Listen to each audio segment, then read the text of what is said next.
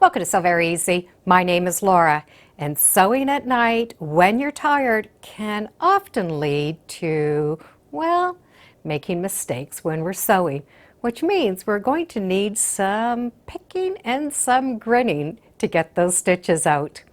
So I figured this would be a good time to take out a seam and show you some tips on removing seams.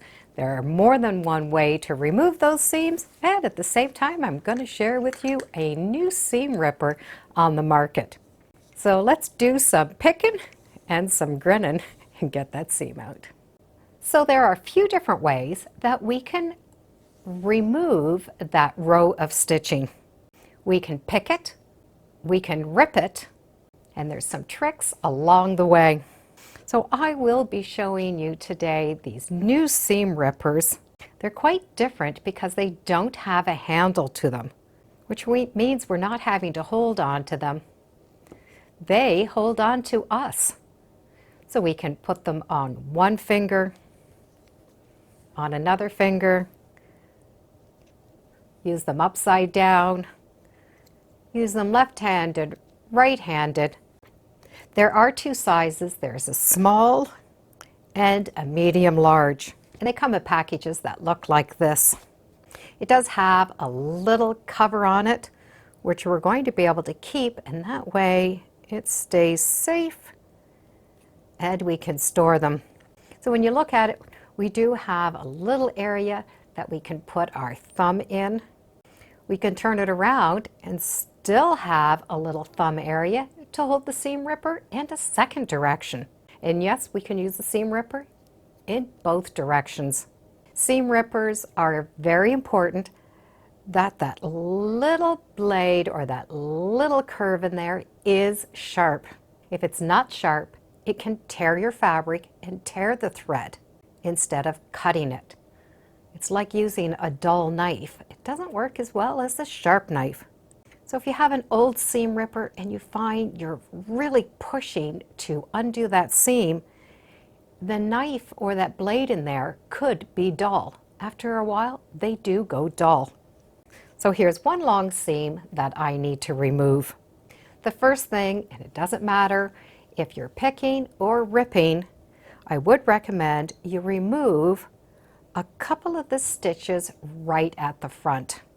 And in that case, we're going to pick. So I'm going to take with that little ball up, and I'm going to remove those first few stitches. Then on the other side, I'm just going to separate it a bit. The reason I start it first, regardless on how I'm going to remove it, is I don't want to damage the fabric. If that thread stitching comes right to the end and I'm trying to get that little blade in there, I can damage this end. I can stretch it out of place and fray it. So always pick the end that you're starting on. And then we're going to be able to put this inside and use it. When we have a long seam like this, we're going to be able to rip it. And that's where we're going to put that little ball under the fabric. So the ball actually is taking that fabric and separating it. If we put the knife inside, it has a tendency to get caught on that fabric, where that ball is separating that fabric. Left or right-handed, the ball needs to go inside of that larger part of the seam. And then we're going to be able to just go right along, and that's going to rip the seam apart. You might have to stop every little bit and remove a little cotton ball. That gets built up and it can kind of get jammed in that little knife, so then the blade is not exposed. So we need that blade exposed. Place it in and continue ripping. Now this really works great when we have a fabric that we haven't pressed. When we've pressed a fabric, that fabric and the threads are really tight together. You might be able to use a clamp to help you out. What you're looking for is something to hold the one end down. So you really can clamp it with anything, and that's just going to put some extra tension on there. So now when I put it inside, I'm going to be able to pull that seam area a little bit tighter, and we can continue ripping. Once again, you might need to remove some of those fuzzies as you go along. Now, ripping is not recommended for a fine weight fabric. That ball really needs to run between those two layers of fabric. So in some cases, we might have to do some picking. In that case, we do want to really focus on that little point. That little point, we're going to be able to get through those threads. Now, if you feel your seam, you might have one side a little bit more raised than the other. This edge was my bobbin. This was my top thread. And my top thread is slightly raised more than the bobbin. So that raised seam's just going to be easier to get that little point underneath. So I want to cut every 2 or 3 stitches. I'm just going to go in and get that little point in between those threads.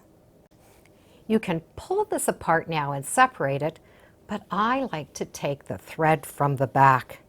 I pull that thread from the other side, and what it does is it helps put those threads so they're sort of pointy, and I can just go in and remove them. When you pull them apart, you will have those little threads coming inside. Then you'll be able to pull off those little threads. You can use a lint roller or even an eraser, and they lift off those threads. Of course, there is one other way, and it's still considered picking. Just hold it in your fingers, and you're going to be able to go in and just give a little tug with your fingers. Get in and just pick those threads. So these little seam rippers are good for left-handed, right-handed, and both fingers. That they stay on, so I'm hands-free. And if you find you do have a little knobby on the end of your finger, you can always place them just above that little knobby, and it's going to work the same. This really is a very comfortable seam ripper to use.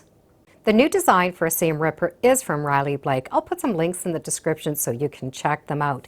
And remember, the most important thing about picking and ripping is a sharp seam ripper. And that way, you're only picking and ripping. You're not having to do the grinning part. I do hope some of those tips will help you next time you need to remove a seam. And I'm really hoping that you will never, ever have to remove a seam again. But if so, let's at least make it work. Thank you for joining me today on Sew Very Easy. Feel free to subscribe and come on back. Let's see what we're sewing next time in the sewing room. Bye for now.